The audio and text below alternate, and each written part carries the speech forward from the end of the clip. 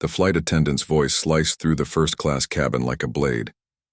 "You don't belong here, and now you're stealing from passengers?" A hush fell over the cabin. All eyes turned to the woman in 2B, Dr. Celeste Monroe. Calm, composed, and secretly the CEO of the very airline she was being humiliated by. She hadn't spoken yet. She didn't have to, because the slap that followed, the one that cracked through the silence when she dared to start filming, had already sealed the crew's fate. What no one realized was that this plane wasn't just flying to New York. It was recording, every second, because Celeste had just approved an AI-powered camera system for internal testing, and it had caught everything. Before this flight touched down, careers would end, reputations would burn, and the world would know the price of prejudice at 38,000 feet. Now let's rewind 6 hours. The morning began like any other travel day for Dr. Celeste Monroe. Meticulously planned, perfectly timed. Her assistant had double-checked the itinerary, the driver had arrived early, and her favorite chai latte sat warm in the cup holder of the town car as it coasted toward LAX. Celeste didn't dress like most CEOs on the move. No flashy designer bag or showy logo heels. Just a tailored black trench coat, sleek trousers, and a quiet kind of elegance. The kind that didn't beg for attention, but demanded it from those who noticed. She stepped out at Terminal 5, where Monarch Air's premium line promised expedited check-in. The terminal buzzed with early travelers, families corralling kids, consultants barking into Bluetooth headsets, and the scent of overbrewed airport coffee drifting through the air as Celeste approached the first-class check-in. The agent barely looked up.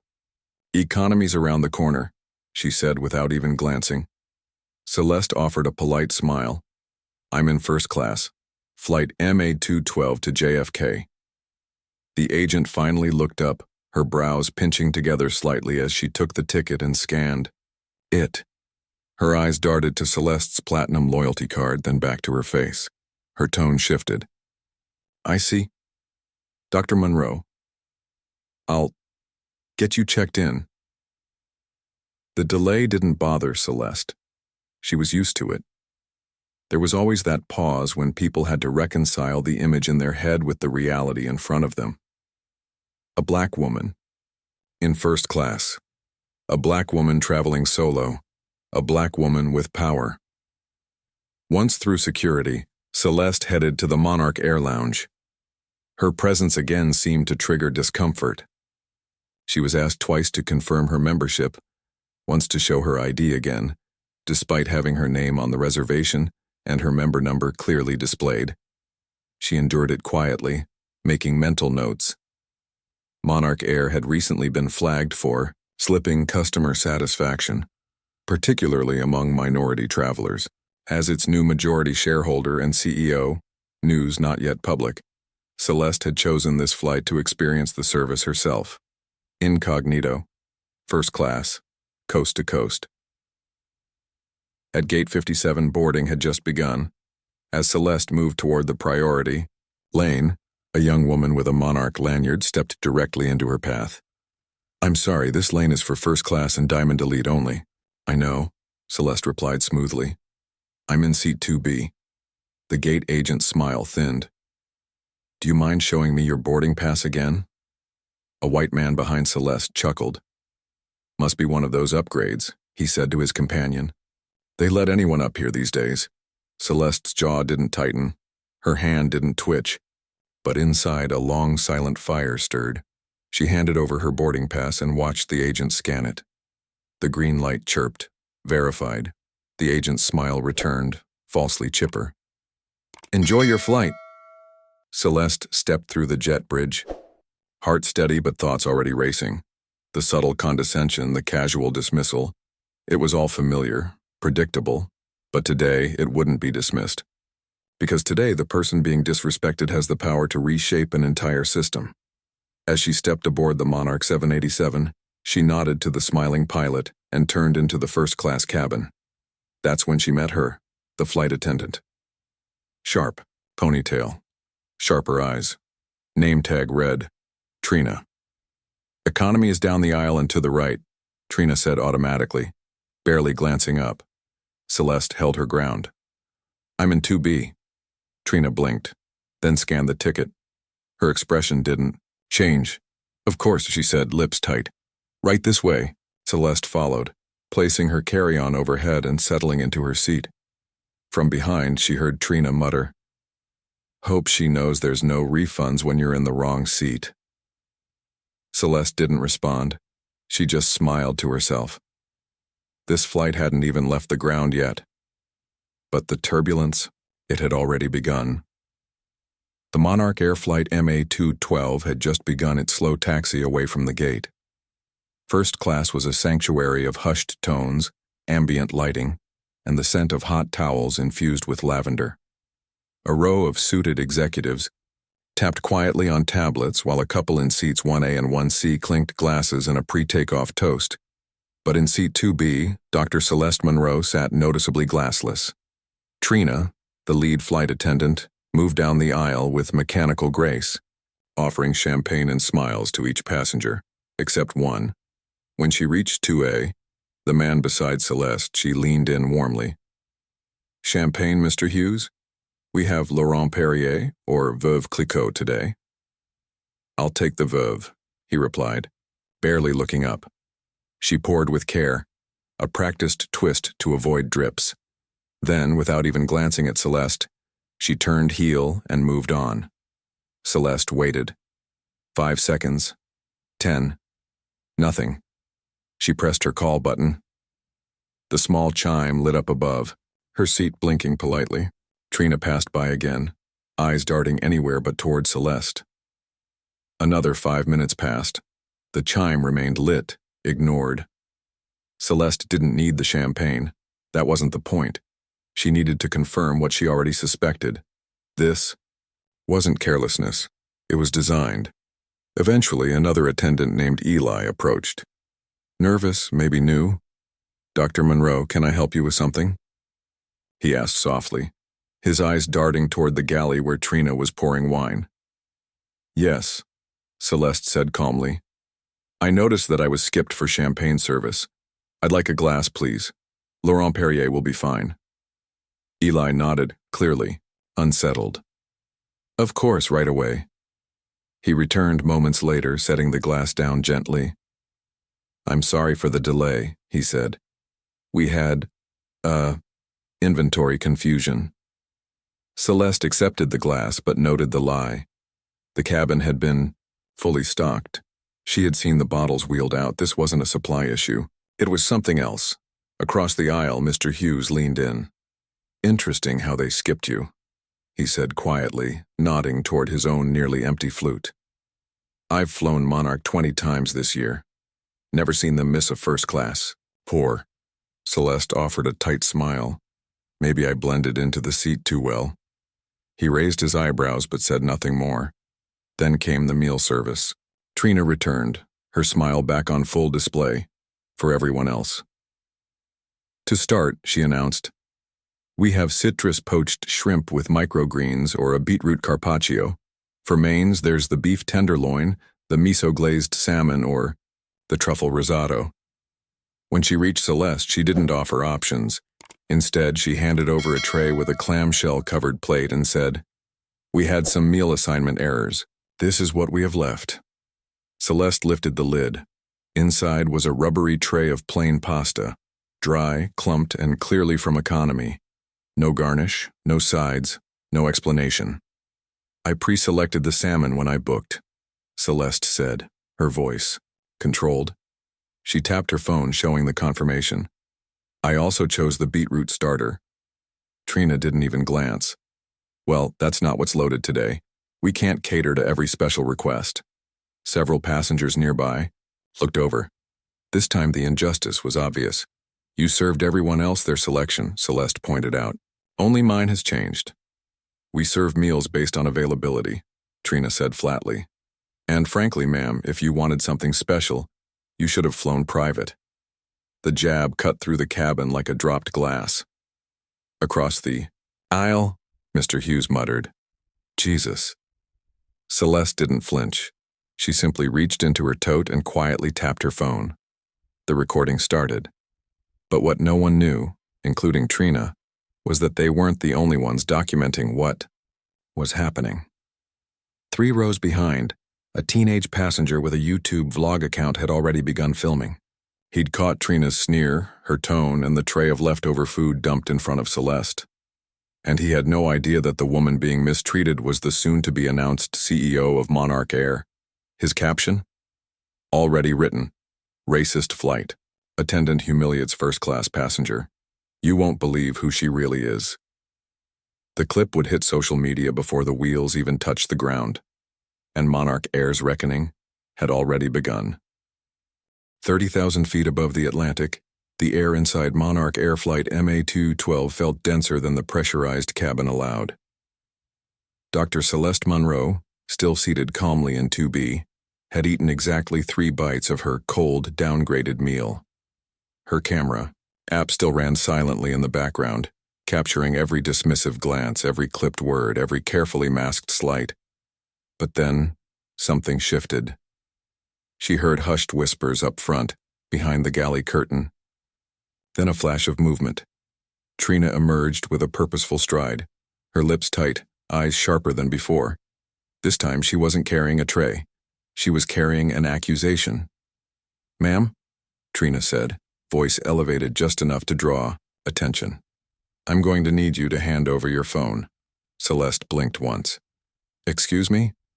You've been recording crew members without their consent. That violates FAA regulations and our airline policy." Several passengers turned. Their heads. Celeste kept her tone even. "That's not true. FAA regulations allow passengers to record their own experience, provided it doesn't interfere with crew operations. And this," she held up her phone, "is documentation of service, nothing more." But Trina wasn't backing down. Refusal to comply could be considered a security threat. If necessary, will involve authorities upon landing. The implied threat hung in the air like turbulence. Mr. Hughes across the aisle leaned forward, clearly uncomfortable. "She didn't do anything wrong," he said softly. "I saw the way you treated her. So did half the cabin." Trina ignored him. And then, like a match to fuel, came the twist that no one saw coming. "There's another matter," Trina announced loudly, glancing at the lead flight attendant behind her for support. "A passenger has reported a missing wallet. We reviewed cabin movement logs, and your row was the only one accessed during the time frame." Celeste slowly placed her phone on the tray table. "Are you accusing me of theft?" "We're not making accusations," the lead attendant added quickly, her tone falsely sweet. "Just following protocol, you understand." Celeste let out a slow breath. "I hold a platinum card with your airline. I've logged over 1.2 million miles. And I'm being treated like a criminal for asking for proper service and recording proof?" Then her voice dropped, measured, deliberate. "You may want to rethink this strategy, because you're digging a hole much deeper than you understand." But Trina wasn't done yet. "We'll need to search your immediate area and personal belongings. Standard procedure." A murmur rippled through first class. "I won't consent to a search without probable cause," Celeste said, "and I'll be reporting this unlawful conduct directly to corporate." She reached into her carry-on, not to pull out documents but a small device she'd had quietly activated before takeoff. A live uplink to Monarch's encrypted legal liaison line. What no one in the cabin, except perhaps the flight crew, knew, yet was that Monarch Air had recently begun testing a new AI-powered cabin camera system on select routes. A system with biometric recognition, sound mapping, and time-stamped footage. Installed just 2 weeks prior, MA212 was one of the first flights to test it in full, and that system had been running the entire time. Meanwhile, Roseback, the teenage vlogger's video titled "Airline Staff Accuses Black Woman of Theft in First Class" had already hit TikTok, climbing past 32,000 views before the aircraft even crossed into European airspace. The comments section exploded. "This is racial profiling at 30,000 feet. Wait till they find out who she is. She's the new CEO of Monarch. Oh my God." Celeste didn't know yet that her name was already trending, but the truth? It was about to land faster than the plane, and the crew who thought they held all the power? They were seconds away from their biggest surprise yet. It began with a flicker in Trina's composure. Celeste Monroe, still composed in her seat, had just informed the flight attendant, in full view of nearby passengers, that legal counsel was being contacted through her satellite uplink and that AI footage from the newly installed cabin system would verify everything. The words didn't just land. They detonated. Trina's eyes widened for a flash, panic breaking through the surface of her facade. You can't record us without permission. You can't just threaten us, she stammered, stepping closer. Hand me the device, now. I'm not threatening, Celeste replied, her voice calm but impenetrable. I'm protecting myself, and you're being recorded by your own airline. From row 2C, a passenger who had remained quiet finally spoke. She's right, the woman said, voice uncertain but clear. We saw what happened, the meal, the tone, the skipping over her. It wasn't subtle. Trina's posture stiffened. In that moment, she wasn't an employee enforcing safety. She was a woman spiraling, because now the power dynamic had inverted. Celeste reached for her phone again, not to record, but to show the vlogger's TikTok clip now going viral mid-flight thanks to in-air Wi-Fi. The screen displayed thousands of likes and the unmistakable caption, CEO gets profiled, then accused of stealing. This is wild. And then, the moment. Celeste merely rotated the phone, calmly showing Trina her own face captured in crystal clear footage, delivering condescending service, skipping over Celeste's seat, and making the racially coded remark about people like you. Trina snapped. With no warning, she reached out and slapped Celeste's phone out of her hand. The device bounced off the tray and onto the aisle carpet with a clatter.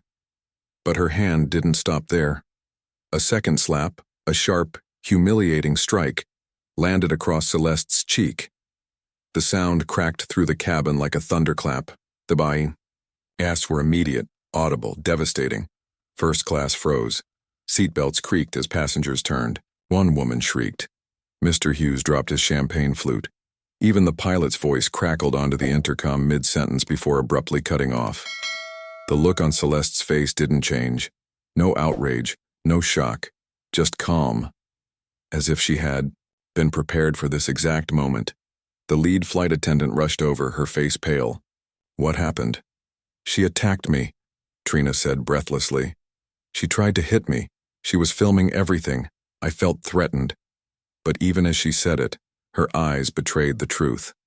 Because directly above them, mounted discreetly, near the smoke detector, the airline's experimental SkySecure AI cabin camera had captured every frame, time-stamped, synced to central servers, with live sync redundancy via satellite.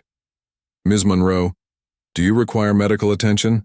The lead attendant asked, her voice suddenly subdued, uncertain. No, Celeste answered. I require clarity. She stood slowly, eyes scanning the cabin. I'm Celeste Monroe. I hold a controlling interest in Monarch Airlines. Another audible gasp. Even Trina took a step back. And what just happened, Celeste continued, wasn't a misunderstanding. It was misconduct, verifiable, documented, and criminal. Several passengers, many of whom had remained silent, now spoke up. She slapped her, said a man in 1A. We saw everything, added the woman in 3C. I recorded it too, said a college-age man in 4D, holding up his phone. This is already on social. Everyone's talking about it. Trina looked around and finally understood. It was over. The intercom clicked again. This time, the captain's voice was controlled and precise. Cabin crew, please report to the galley immediately. And for the first time since boarding, the tension shifted. Not against Celeste, but against those who had believed their uniforms gave them immunity. They had no idea that with one slap, they'd struck a CEO and activated a reckoning, mid-air, on camera, before the world. The galley curtain snapped shut behind Trina like a verdict. Inside she stood shaking, no longer from rage but fear. The lead attendant, Clarice, was pale. The junior staff hovered behind them, unsure whether to speak or run. "What the hell did you do?" Clarice hissed under her breath. I didn't mean to," Trina stammered. "She was filming me. She was provoking." "No, stop." Clarice's voice dropped. "That's the new owner, Trina. The owner. And you hit her, in front of the first class, on a flight with cabin AI cameras installed." "She didn't say who she was," Trina snapped back. "And that's the problem," Clarice muttered. "You didn't care who she was." Back in the cabin, Celeste Monroe had calmly taken her seat again. The red mark on her cheek hadn't faded, but her expression remained unreadable. She didn't touch her phone or speak. She simply waited. Across the aisle, the young man who had recorded the slap whispered, "Ma'am, I posted the video already. It's going viral. 500,000 views in 10 minutes. Celeste turned to him, voice low but firm. "Send a copy to MediaMonarchCorp.com, include the timestamp." He nodded, suddenly realizing that this wasn't just about outrage. This was evidence, and this woman wasn't playing defense, she was building a case. Minutes later, the cabin intercom chimed again. "Ms. Monroe," came the voice of Captain Ellison, measured but resolute. "May I speak with you privately in the cockpit lounge?" Celeste stood. As she passed row 1, hushed murmurs trailed behind her. "That's her? The CEO?" She didn't even raise her voice. Inside the cockpit lounge, a secure, soundproof chamber behind the pilot's quarters, Captain Ellison waited, uniform crisp, eyes steady. "I'd like to personally apologize," he began, "and to assure you that what happened does not represent Monarch Airlines." Celeste held up a hand. "Captain," she said quietly, "you'll want to hear this first." She pulled out a slim device, tapped once, and played back a recording. Clear. Audio from the galley. Trina's voice was unmistakable, captured by a secondary mic inside the food prep area. "They think people like her belong here? I don't care what ticket she bought, she's not one of us. I'd feed her dog biscuits if I could get away with it." Captain Ellison's jaw locked. "And she slapped you?" "Yes, on camera, in front of passengers, and she tried to frame it as self-defense." "And the theft accusation?" he asked carefully. Celeste's expression darkened. "That's the next part." Because just before she'd entered the lounge, a voice had echoed through the cabin. "Excuse me, I think someone took my wallet." It had come from a woman in row 3, a friend of Trina's, as it turned out. The moment Celeste stood to walk forward, the woman pointed directly at her. "That lady bumped into me earlier. Maybe check her seat?" The accusation spread through the cabin like poison. The implication was immediate. A black woman in first class involved in a theft. Passengers stiffened. A few even exchanged wary glances. But Celeste didn't react. She turned around, raised her hand, and calmly said, "Captain Ellison, please activate the AI camera review." He did. Within minutes, the footage was displayed, on a tablet. Crystal clear footage of the aisle. It showed the accuser's wallet falling from her own bag when she pulled her coat, landing under her own seat. No bump, no contact, no theft. The silence was deafening. By the time Celeste returned to her seat, the weight of truth pressed against every wall of the cabin. Her fellow passengers now looked at her with a mixture of awe, guilt, and shame. Not just because she was right. Not just because she was CEO. But because she never raised her voice, never lashed out. And yet, everything was now in her hands. In just under 5 hours, Flight 918 would land in New York. And when it did, the fallout would be unlike anything the airline industry had ever seen.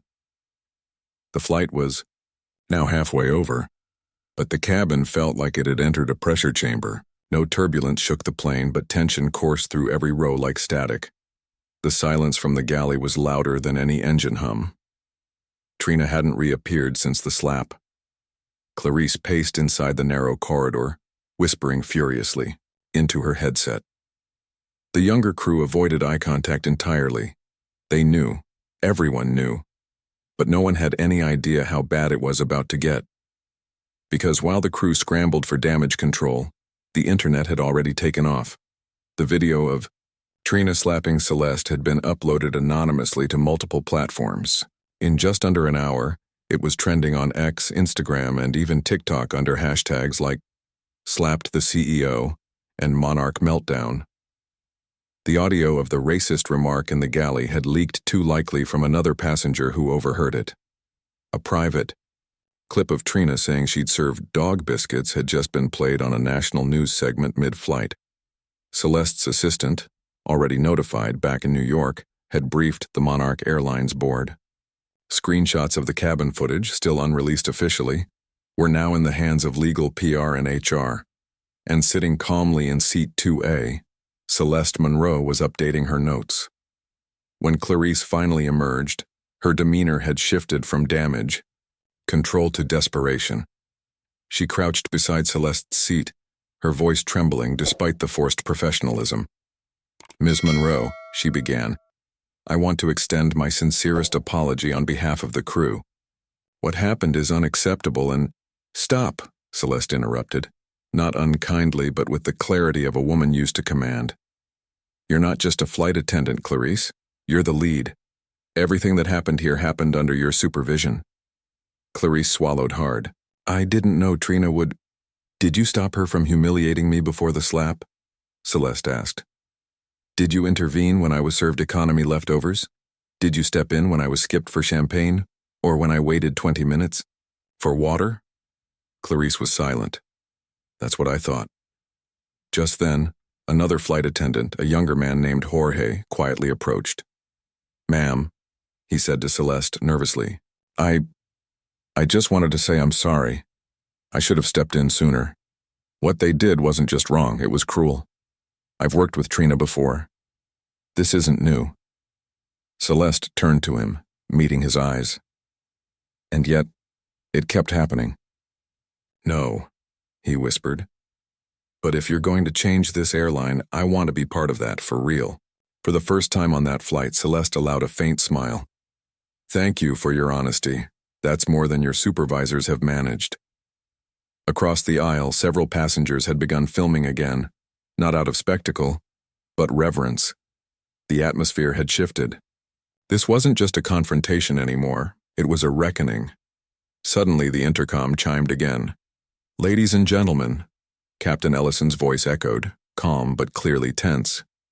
"We will be landing at JFK approximately 40 minutes ahead of schedule. We appreciate your cooperation as we prepare for arrival." Translation: something was waiting on the ground. And it wasn't just a standard gate crew. Clarice's headset buzzed. "Copy," she whispered. Then she turned to Celeste. "The chairman's office just radioed the cockpit. There's a reception team waiting. Legal, security, media." "Good," Celeste said. "It's time people see what really happens in first class when no one thinks they're being watched." "But the crew, they didn't know who you were," Clarice said weakly. Celeste stared at her. "And that's exactly the problem." From the corner of her eye, she could see Trina watching from the galley door, ashen-faced. She hadn't spoken since the slap. Now she slowly backed away, her hands trembling as she clutched the service wall for balance. And then Celeste's phone buzzed, a new email subject line. "AI cabin recording sync complete and footage verified." She tapped it open and watched the first few seconds of the overhead cabin footage. Crystal clear, unbiased, undeniable. "Flight 9 waiting," Celeste whispered under her breath. Just became a landmark case.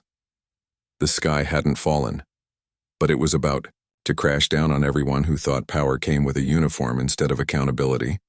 The seatbelt signs blinked on with a familiar chime, but the mood in the first-class cabin of Flight 918 was anything but routine.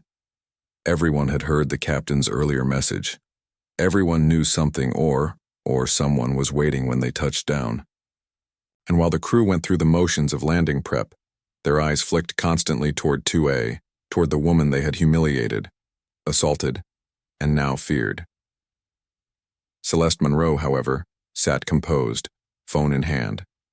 On her screen, the AI enhanced cabin recording was rendering in real time, automatically syncing crew behavior with facial recognition logs, timestamps, and service differentials. It was damning. Not just emotionally, but legally. AI had captured everything. Trina skipped her drink order. Clarice is deflecting her concerns. The moment the amenity kit was dropped on purpose. The slap. And perhaps most chilling, Trina's whispered words in the yow. Galley. Make her wish she took economics. A digital trail of microaggressions stitched together like a surveillance mosaic.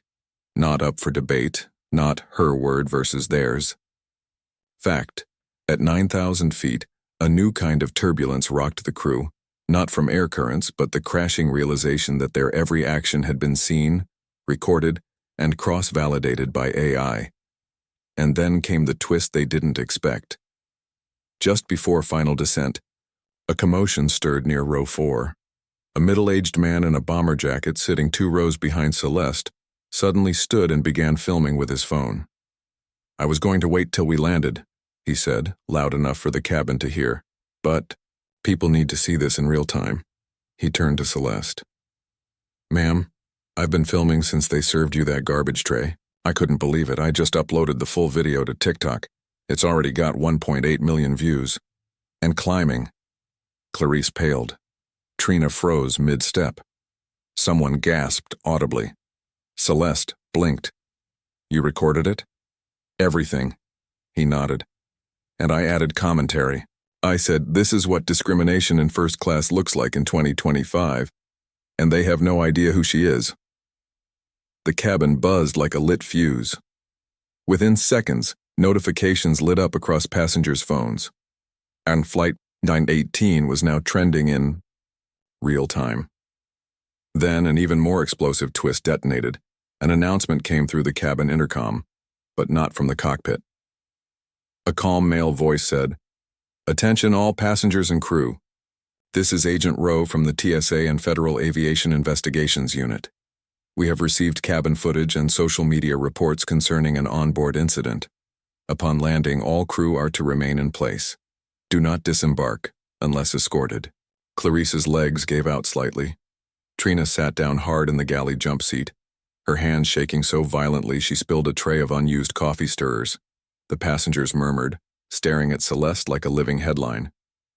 Then came the final, devastating blow. From the front of the aircraft, another attendant, a young woman named Rachel, hurried down the aisle holding a shiny red leather wallet in her latex-gloved hand.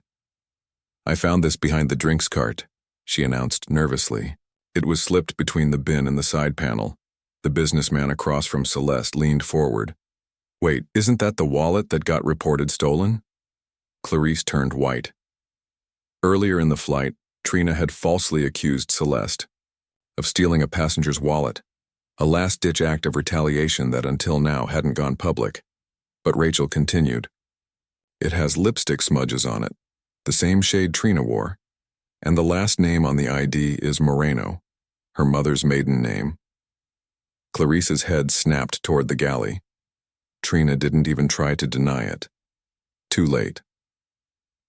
Celeste quietly stood, faced the aisle, and said in a voice that cut through the cabin, You humiliated me. You lied about me. You assaulted me. And then you tried to frame me. Her eyes met Trina's, unwavering. But the truth always flies higher. The wheels touched down, and justice was about to board. The plane rolled to a stop at gate C-17, but nobody reached for the overhead bins. No one stood. No flight attendant thanked passengers for flying. The cabin air felt thick with tension, like the second before a thunderclap. Then, the front door opened, and it wasn't catering. 2 TSA agents stepped in first, followed by 2 uniformed Port Authority officers. Behind them, a woman in a sharp black suit and Atlantic Skies Airlines lapel pin entered briskly. Flanked by 2 additional men in executive attire, the lead agent spoke firmly. Flight attendants Trina Delgado and Clarice Hume, please remain seated. You are not to disembark without escort. We are conducting an investigation regarding reports of discrimination, physical assault, and falsification of onboard claims. Trina stiffened. Clarice let out a small broken noise like the last breath of a collapsing defense. Celeste Monroe remained seated in 2A, her posture as elegant as ever, hands folded, eyes calm. She wasn't gloating. She didn't need to. The truth was, now, carrying more weight than any suitcase in that plane. The executive woman stepped forward. "Ms. Monroe," she said with careful deference. "I'm Diane Reese, Senior Counsel for Atlantic Skies Airlines. We extend our sincerest apology, and we are prepared to begin immediate remediation proceedings." Celeste stood slowly. "I'm not here for an apology, Ms. Reese," she said, her voice clear, resonant. "I'm here for accountability, for culture change, for the thousands of passengers like me who were dismissed, demeaned, and then gaslit into thinking it was just a bad day." Ms. Reese nodded, eyes lowered. From behind them, cameras clicked. The man from row 4, the one who had uploaded the video, was now filming again, this time with his phone held high as authorities placed Trina in handcuffs. Clarice followed, her arms visibly trembling. Passengers whispered, gasped, and some applauded. But it wasn't over yet. Just as Celeste was gathering her bag, the captain's voice came over the intercom. "Ladies and gentlemen, I'd like to introduce you formally to Celeste Monroe, founder of Monroe Tech, board member of the Global Equity Consortium, and as of this week, the majority shareholder and incoming CEO of Atlantic Skies Airlines." The entire plane froze.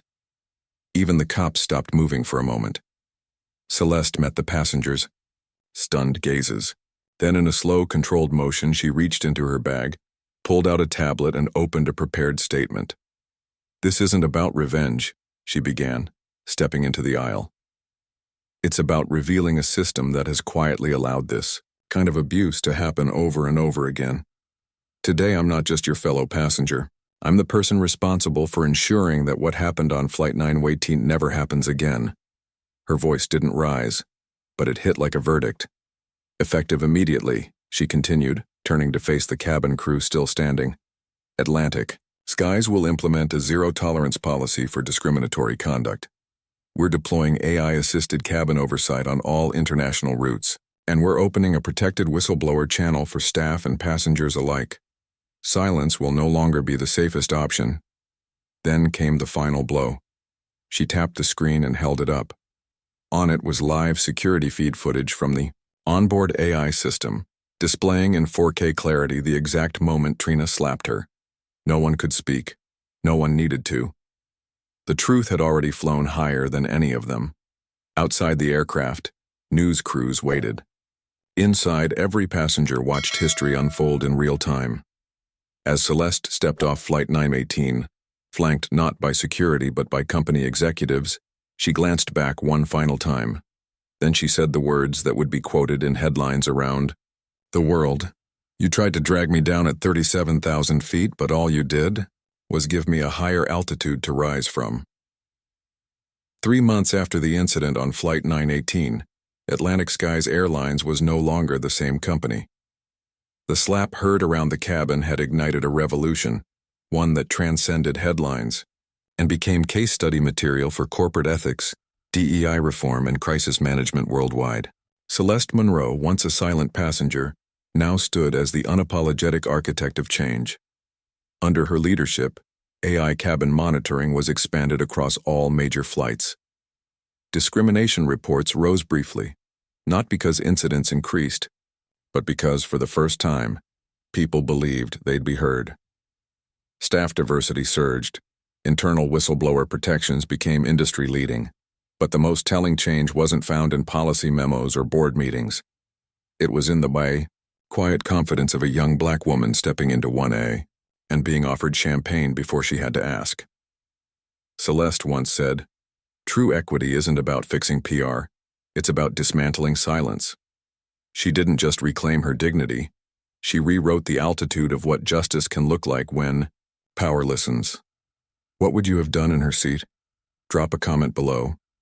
And if you believe dignity belongs in every cabin, hit that subscribe, because the next story may be yours.